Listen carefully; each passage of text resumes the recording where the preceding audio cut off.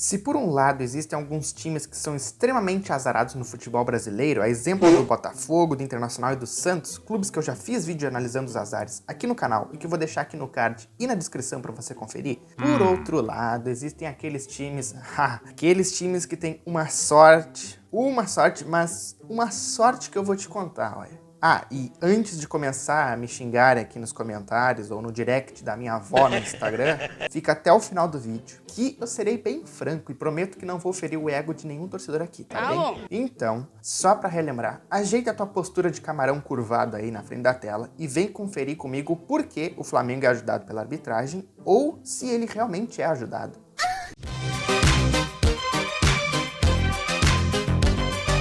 Nessa semana, pela Copa do Brasil, o Flamengo eliminou o Palmeiras na fase das oitavas de final e, para variar, duas coisas aconteceram. O Flamengo passou tendo havido um lance bem polêmico e, novamente, quando acontecem situações assim, já apareceram fiscais de arbitragem por toda a internet e comentaristas estilos tia do Zap, que sempre lembram e trazem à tona o seguinte: olha lá, de novo esses urubus sendo ajudados pela arbitragem, é sempre isso. Inclusive eu sou um deles aqui. Mas calma lá. Hoje eu vou mostrar que tá todo mundo certo, e muito certo, mas errado também ao mesmo tempo. Então bora lá? Primeiramente, nada mais justo do que pontuar as ajudas mais escancaradas ao Flamengo. Eu peguei só aquelas que eu lembrei na hora de roteirizar o vídeo, e claro, se tiver mais alguma, comenta aí embaixo.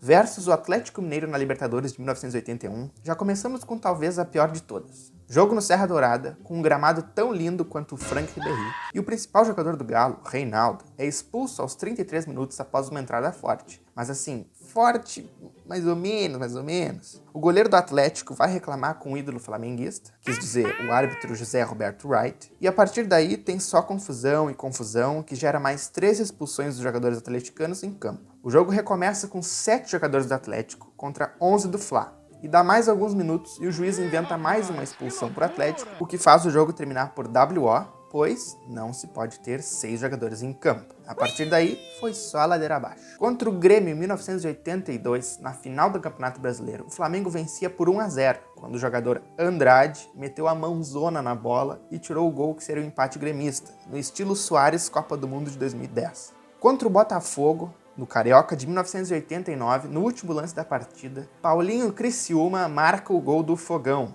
mas o juiz simplesmente apita antes da bola entrar e encerra o jogo.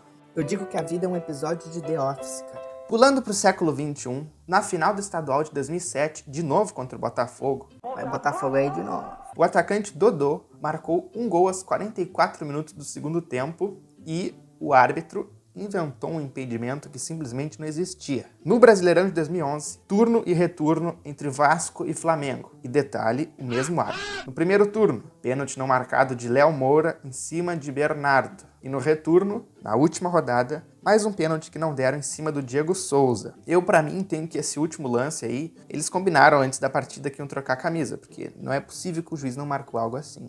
Contra a Portuguesa em 2013, última rodada do Brasileirão. Há quem interprete que aqui o dono do tapetão foi o Fluminense. Mas, fato é que antes de começar a rodada, a tabela se encontrava assim, dessa maneira que você está vendo aí. Terminou e o Fluminense foi rebaixado junto com o Vasco. Olha, eu tô achando que o Vasco tá merecendo um vídeo só dele sobre azar também. O Flamengo aqui escalou um jogador irregular, o André Santos, e perdeu 4 pontos, o que o rebaixava. Mas deram um jeito de encontrar outros jogadores irregulares no campeonato e encontraram o da Portuguesa, o famoso Everton, que também perdeu 4 pontos e foi rebaixada. Olha, aqui nessa eu vou ter que concordar com os flamenguistas. Se tá errado, cara, tá errado pra Lusa também, pô. Seria muito mais coisa do Fluminense aqui, mas vamos deixar isso para um próximo vídeo. Contra o Vasco, no Carioca de 2014, foi em dose dupla. Na fase de grupos, não deram um gol de falta. O árbitro ali, mais parado que Saci de patinete, mais perdido que o Yuri Alberto no Corinthians. E na final do Carioca, fim do jogo, gol irregular do gigante Márcio Araújo, que estava quase fora do campo de tão adiantado, mas que foi validado, obviamente. Brasileirão de 2014, gol totalmente irregular do Wallace, em jogo contra o Corinthians. Mas contra o Corinthians é dívida histórica já. No jogo dos dois, o melhor se fazer é torcer pro juiz mesmo. Contra o Inter, no Brasileirão de 2020, reta final. Que dor, cara, que dor, não gosto de lembrar isso aí. Confronto direto entre as equipes e expulsão do Rodinei em lance que nem os jogadores do Flamengo entenderam. Depois, na última rodada, nem falo nada. O Corinthians que ajudou o Flamengo agora e eu falei melhor no vídeo de azares só do Inter. Confere lá então. De novo, contra o Corinthians em 2022 agora, pela final da Copa do Brasil. Lance que, cara, foi totalmente pênalti pro Timão, mas né, o árbitro não marcou porque ficou confuso em quem ia ajudar nesse jogo. 2024, primeira rodada do Brasileirão contra o Atlético Goianiense. O ADM do Atlético estava já a pé da vida a essas horas e o juiz marca um pênalti totalmente interpretativo nos acréscimos do segundo tempo. Acontece que o juiz interpretou que o Flamengo estava precisando de um gol naquela hora, né? Bom, mas agora extra-campo. Todo mundo sabe que sempre houve rumores de que o Flamengo sempre foi ajudado pela mídia, pelo governo, com a Petrobras, com a Lubrax. Isso o Neto falava até bastante. Mas isso é que nem calvície aos 30, não dá pra evitar e ficar negando que não existe. Porém, e agora sendo um pouco mais pé no chão, eu interpreto que isso aí tem a ver com a influência do time no país e também na economia. Mas peraí, deixe-me explicar. Se pegarmos historicamente, durante as décadas em que o rádio era o principal meio de comunicação do Brasil, a Rádio Nacional do Rio de Janeiro era a única emissora de rádio de alcance nacional. Além disso, o Rio era a então capital do país e principal centro de propagador de preferências e costumes, e o futebol obviamente não era diferente. Dessa forma, principalmente no norte e no nordeste do país, as pessoas ouviam a transmissão dos jogos dos times cariocas. Como o Flamengo era o time de maior torcida no Rio, isso acabou se reproduzindo também nesses estados. E isso influencia até hoje na explicação do porquê o Flamengo tem a maior torcida do país, ainda mais pensando o seguinte: cara,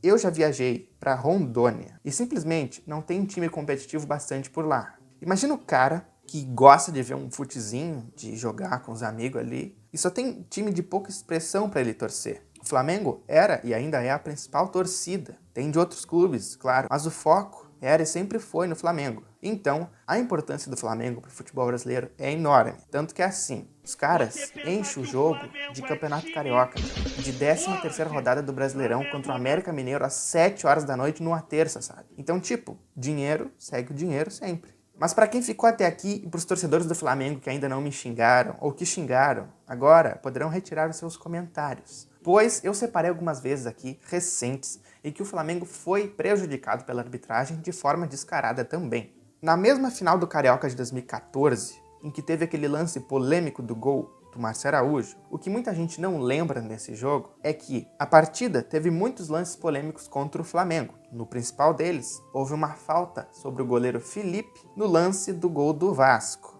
No Brasileirão de 2015, o Flamengo visitou o Palmeiras em São Paulo e sofreu com 2 erros claros da arbitragem. Quando o jogo ainda estava 0-0, o lateral Pará foi atingido na área e o pênalti não foi marcado. Após o Palmeiras abrir o placar, o Guerreiro também foi lançado na área e derrubado pelo goleiro Fernando Praz e o juiz não marcou nada em ambos os lances. Brasileirão de 2018, vitória contra Flamengo. Pênalti e expulsão absurdos em Salvador. O Flamengo vencia por 1-0 quando aos 9 minutos, após um bate-rebate na área, um chute acerta Everton Ribeiro em cima da linha. A bola bateu no rosto do atacante, mas a arbitragem entendeu que ele cortou com a mão. Pênalti e cartão vermelho para o jogador rubro-negro. Na Libertadores de 2018, o Flamengo estreou empatando em 2-2 contra o River Plate no estádio Newton Santos. O árbitro cometeu 2 erros que prejudicaram muito o rubro-negro. O primeiro foi a não marcação de um pênalti e o segundo foi um impedimento no primeiro gol argentino. No Brasileirão de 2019, o Corinthians recebeu o Flamengo e quase saiu com a vitória. Num lance entre o Berril e o Wagner Love na área rubro-negra, o corintiano tropeçou na própria perna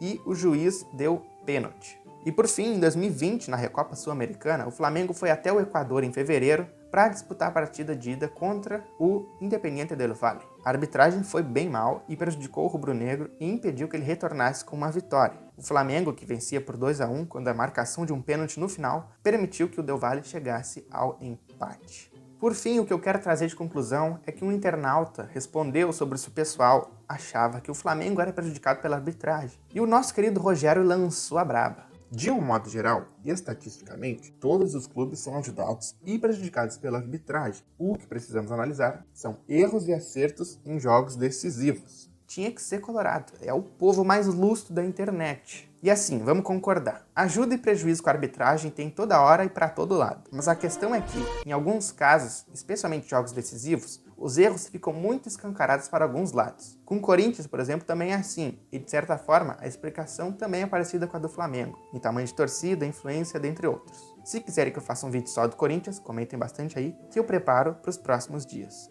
Eu acho que isso determina a grandeza do Flamengo? Não, pelo contrário. Em muitos lances, o Flamengo não tem nada a ver com o que o árbitro errou ou não. E digo mais, acho que vai ser o primeiro time brasileiro a conquistar a quarta Libertadores. Mas vamos ver. Se eu deixei alguma coisa de fora, comenta aí. Se também tu não concorda com nada que eu falei, ou concorda que tudo, pode falar aí de boa. Vamos ser totalmente democráticos. E acredito que seja isso.